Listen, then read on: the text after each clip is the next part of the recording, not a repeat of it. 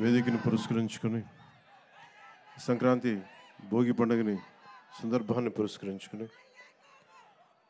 అమరావతి మన రాజధాని, ఆంధ్రప్రదేశ్ రాజధాని, ఇక్కడి నుంచి రాష్ట్ర మన ప్రజలందరికీ సంక్రాంతి శుభాకాంక్షలు.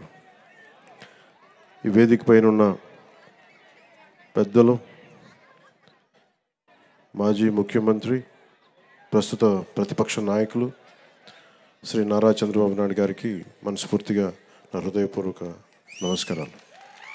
ఈ వేదిక పైన ఉన్న తెలుగుదేశం నాయకులకి, పెద్దలకి, జనసేన నాయకులకి, ప్రతి ఒక్కరికి పేరు పేరున హృదయపూర్వక నమస్కారాలు, సంక్రాంతి శుభాకాంక్షలు.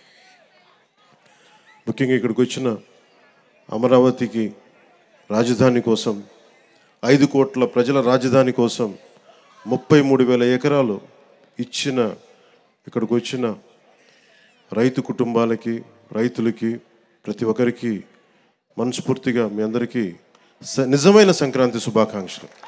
గత 4 సంవత్సరాలుగా ఈ రాష్ట్రానికి పీడ పట్టింది. ఆ పీడ తొలగిపోయే టైం అయింది. ఆ కీడుని, ఆ పీడని ఈ రోజున భోగి మంటల్లో కాల్చేసాం. ఈరోజు నాకు మీ కష్టాలు తెలుసు. ఆ రోజున మన పార్టీ ఆఫీసుకు కూడా మీరు వచ్చి మీ మీద దాడి జరిగి చాలా అనుచితంగా, దారుణంగా మిమ్మల్ని లాఠీలతో కొట్టి రైతాంగాన్ని చాలా చాలా బాధ గురిచేసి నాకు కలిచివేసింది.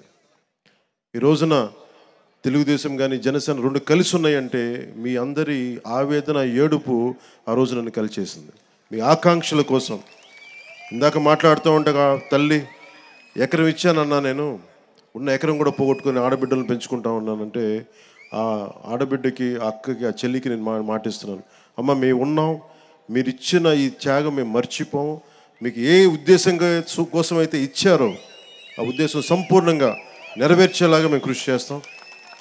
బంగారు రాజధాని నిర్మించుకుందాం ఇక్కడ.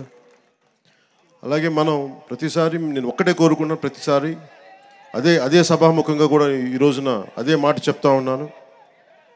ప్రతిసారి మీరు జై అమరావతి అన్నప్పుడల్లా ఒకటి గుర్తుపెట్టుకొని, మీరు ఆంధ్ర కోసం, మీరు 5 కోట్ల మంది ప్రజల కోసం మీరు ఈ రోజున రాజధాని ఇచ్చారు. జై అమరావతితో పాటు జై ఆంధ్ర నినాదాన్ని కూడా మీరు తీసుకెళ్లాల్సింది. ఎందుకంటే మీరు అన్నప్పుడల్లా మీరు ప్రజలకు తెలుస్తూ ఉంటుంది మీరు చేసిన త్యాగాలు. కేవలం జై అమరావతి అంటే ప్రజలకి, 5 కోట్ల మంది ప్రజలకి అర్థం కావట్లా. కేవలం అది అమరావతి సమస్య అనుకుంటారు. ఇది అమరావతి సమస్య కాదు, 5 కోట్ల మంది ప్రజల సమస్య. ఈ రోజున మీకు వచ్చిన కష్టం రేపు పొద్దున్న శ్రీకాకుళం, ఇచ్చాపురంలో వస్తుంది. అటుపోతే మనకి ఇంక్లూడింగ్ కడపలోని పులివెందులో కూడా వస్తుంది. అందుకని ఇది రైతు అని యువజన శ్రామిక రైతు కాంగ్రెస్ అని పెట్టుకున్నారు, కానీ రైతుకి ఏమాత్రం న్యాయం చేయని ఈ వైఎస్ఆర్సీపీ పార్టీ ముందుగా మీకు ద్రోహం చేశారు. భవన నిర్మాణ కార్మికులకి ద్రోహం చేశారు.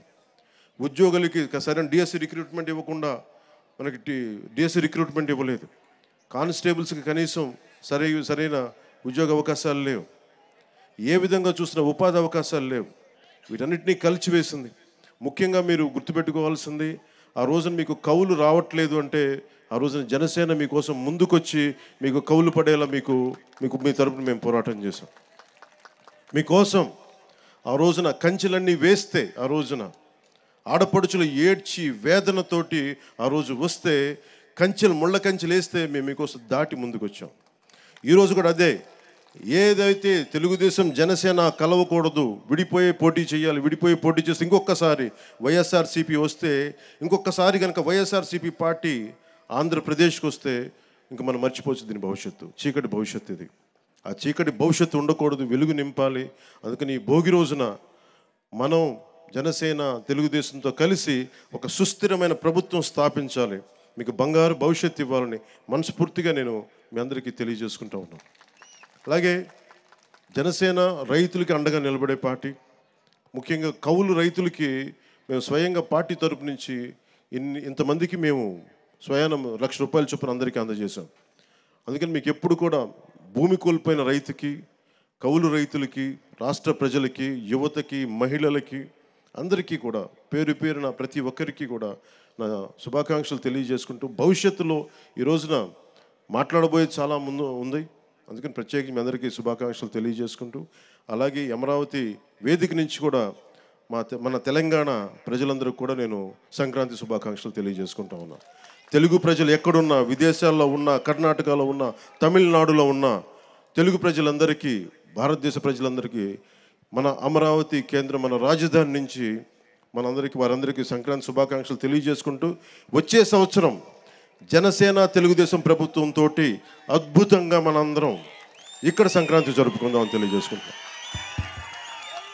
అందరికీ మనస్ఫూర్తి అభినందనలు తెలియజేసుకుంటూ, ప్రతి ఒక్కరికి పేరు పేరున ధన్యవాదాలు తెలుపుకుంటూ, ఈ సంక్రాంతి మీకు ఇది క్రాంతి, మార్పుతో కూడిన, విప్లవంతో కూడిన సంక్రాంతి. ఇది మీ అందరికీ వెలుగులు నింపాలని, కాంతితో పాటు క్రాంతి కూడా రావాలని మనస్ఫూర్తిగా కోరుకుంటూ సెలవు తీసుకున్నాను. జై ఆంధ్ర, జై భారత్, జై హింద్. ధన్యవాదాలు పవన్ కళ్యాణ్ గారికి.